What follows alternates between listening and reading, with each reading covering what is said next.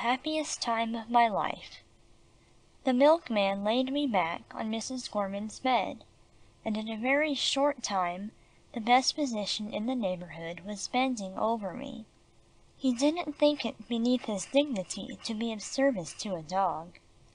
He put some cool dressing on my wounded paws, bound them up, and told Mrs. Gorman not to disturb me.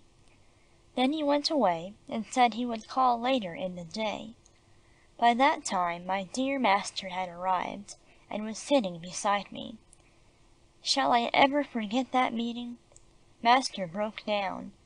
"My poor boy, my poor boy," he said, and he took my head between his hands. I was almost delirious with joy. I couldn't stand up, so I just rolled over and over on the bed and kicked in ecstasy. Lie still, boy," he said with tears in his eyes, and he gently pushed me back to my proper position. "My poor little lad, a regular sapper engineer dog, dug yourself out of prison. Well, there's one thing sure, you'll never be in one again.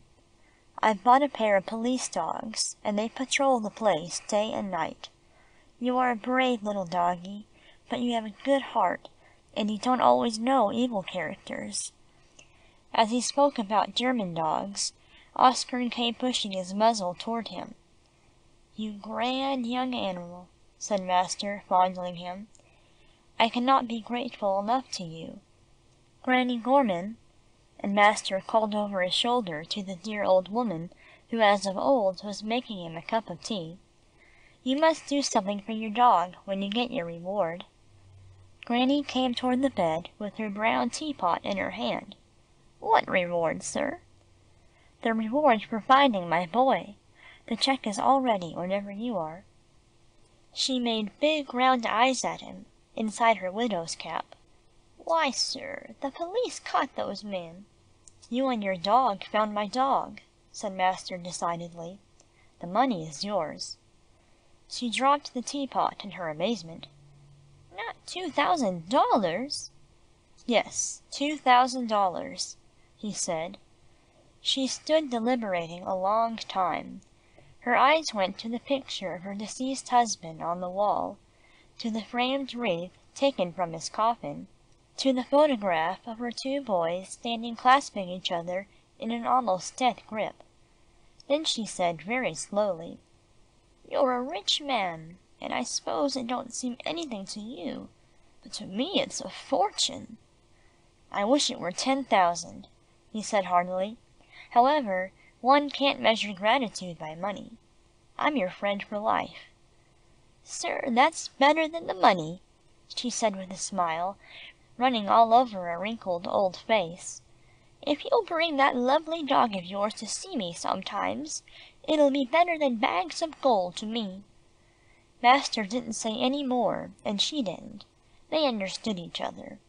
He made her sit down, while he picked up the pieces of broken teapot from the rag mat. Then he came back to me. "You little rascal," he said lovingly. "I believe I'll be a beggar soon, if you keep on. Exhibiting you in that show has dragged me into endless litigation. The pictures and descriptions of you in the newspapers have brought former owners buzzing about my ears like angry bees.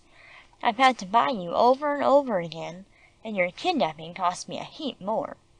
I licked his strong hands.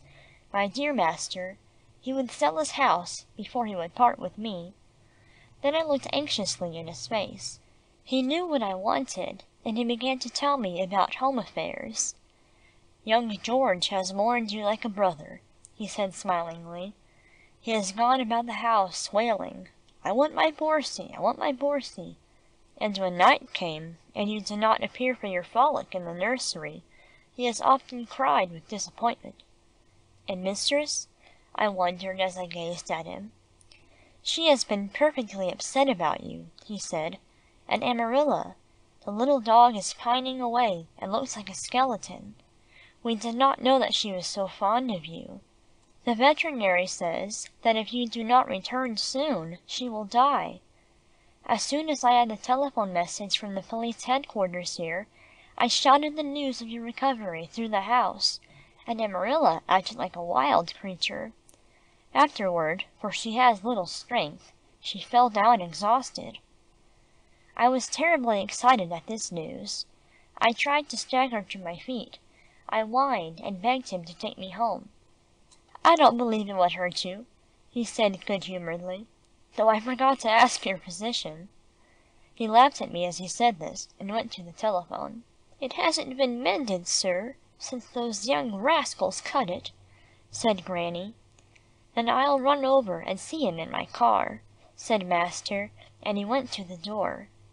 Pretty soon he came back. "It's all right, boy. Come along, we'll go home." Granny Gorman carried out pillows and coverlets, and put a hot water bottle beside me, for the afternoon was cold. Wasn't I a happy dog?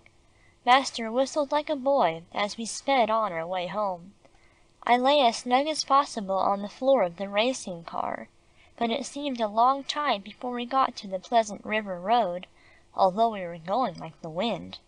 However, we came at last within sight of the lights of the avenue. I heard master say, "Hello, Baron Ledger, jump right in. We're open to inspection." And he stopped suddenly. A powerful German police dog stepped in cautiously beside me, and nosed my bundle of wraps.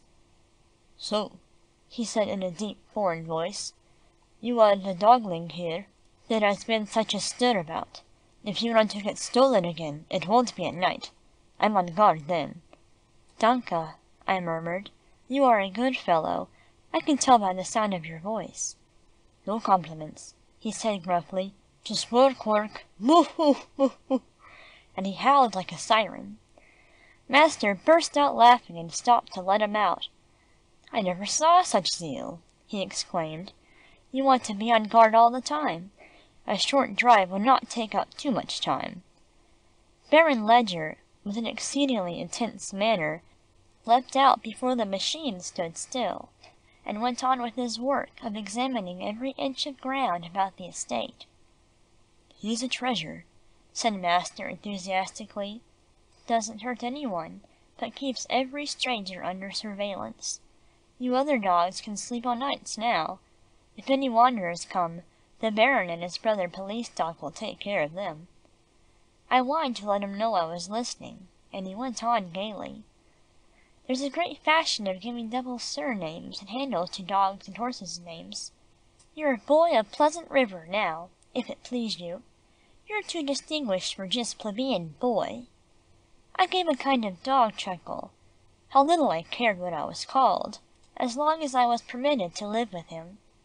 It seemed to me my heart would burst with joy when the car drew up before the big hall door, and dogs and human beings rushed out to greet me. Good King Harry was there, and Canny and Zerina, all barking and jumping with excitement and pleasure. Make way there for the distinguished hero, Boy of Pleasant River," called master, and taking me in his arms, he carried me into the hall and laid me on the settle. Mistress was about to lay hold of me, but drew back at the sight of my blackness. "Oh, Rudolph," she said, "I didn't realize what the dark colour would be. It isn't our boy." "Yes, it is your boy," I squealed, and I reached my tongue far out and licked her hands.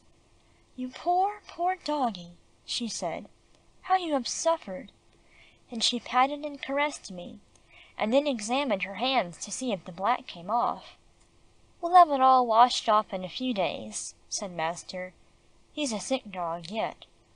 Just here I gave a sharp bark of excitement. Master had hinted at a surprise waiting for me, and now I knew what it was. The surprise was Beanie. That dear dog was on his hind legs behind the settle, licking me, nosing me, assuring me that he loved me as well as he did that mournful day 2 years ago when he had to go down south with Ellen. I should perhaps have explained before that the reason why Beanie never saw young George, and never came to Pleasant River, was on account of Ellen receiving sudden news of the illness of her only sister down in Virginia. She had started off for that state in a great hurry, taking Beanie with her. The sister had died, leaving her some money, and she had come back to New York to see her son Robert Lee, who was now married, and master had invited her to come out to Pleasant River. "Beanie, Beanie!" I gasped. "How handsome you look! And if I'm not glad to see you, where's old Helen?" "There!" he exclaimed, looking over his shoulder, and lifting my head a little more, I saw Ellen coming down the staircase, leading young George. Bessie had gone away to care for a sick mother, and Ellen was taking care of our baby. Wasn't that good old woman glad to see me? "Why didn't you run to old Ellen," she said lovingly, "the way you did when you was lost before?" My mind harked back to the time I first saw her, but I could not very well explain that this affair had been different from my voluntary running away. Young George's face was a study. He had heard his playmate had come back, and he had his young fresh mouth wide open, as if he were going to swallow something nice. At first I felt sorry that they had allowed him to see me in my present state. He was only a baby. My colour would frighten him, and he would think I was a strange dog. This is where I miscalculated. I might have known how he would take the thing, and I might have remembered how often I have said that children are cleverer than grown people. His dear mother was shrinking a little bit from me. George, after getting off the staircase, trotted up to me, and threw his arms round my neck. He didn't hesitate an instant. He knew I was his own Borsie. "Bad man," he said after he had nearly hugged me to death. "Bad man, make Geordie's Borsie brack." And seizing a corner of his little pajama jacket, he spat on it and tried to rub some of my dye off. His mother exclaimed, "How primitive! George, my darling, don't spit on things." "Pittin's easy," he said, and he started to polish me off again, when his father interfered, and promising him the pleasure of properly washing some of the colour off the next day, sent him to bed. As he climbed upstairs, holding tight to Ellen's hand, I heard a gentle noise such as a cat might make, and leaning my head over the settle, saw Amarilla toddling toward me. What a little skeleton! I was terribly shocked. "Poor girlie," said mistress, "now you will get fat," and she lifted her up beside me. Amarilla never said a word. She gave me a perfectly heart-rending glance from her big frightened eyes, and cuddled up close to me. She lay there till they carried me up to master's room, when she followed behind like a little mourner. "Amarilla," called mistress later on, when I had been placed on my own bed, which was a big French bergère in master's dressing room. "Aren't you coming to sleep in my room?" I heard a little stirring beside my chair, but she did not go to mistress. "Claudia," said master, "I advise you to leave her in the same room with Boy for a day or two. She has had a great fright about him. She will go back to you later." "Very well," said mistress in her pretty voice, and master, bending down, took the trembling Amarilla and put her on a cushion bench close to my chair. "You mustn't touch his bandaged foot, doggie," he said to her, but there was no need of warning her. The anxious little dog just wished to be near me. She was dazed from suffering, and was afraid that I would go away again. What a faithful little heart! "Amarilla," I said, "I missed you and Gringo more than any of the other dogs." She still said nothing, but stretched out her tiny pink tongue and licked my bandages very softly. "Go to sleep," I said. "We shall have some fine romps on the lawn when my feet get better." She drew a long, pitiful sigh and closed her eyes. How could anyone ever ill-treat a timid, shrinking thing like that? I can understand how a man can beat a fox-terrier, but a toy spaniel, never. I did not go to sleep for some time, for there was something on my mind. I wanted to see Gringo. I wondered that the dear old fellow had not been over to welcome me.